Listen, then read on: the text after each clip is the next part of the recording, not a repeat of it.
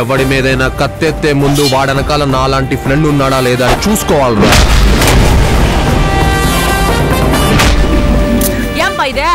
Door పక్కన చేరు దుమ్ముకు దగ్గర అవుతావు, డబ్బుకు దూరం అవుతావు. ఈ చేరు ఆడుండాలా?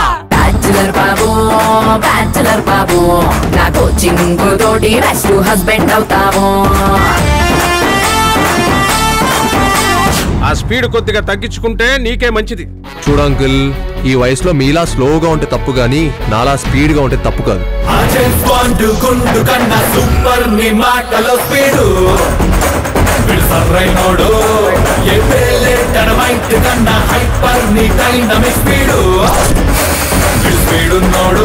ఎప్పుడు చూసినా ఫ్రెండ్స్ ఫ్రెండ్స్ ఆ మాట ఇంటనే నీకు పూనక వచ్చేస్తుంది.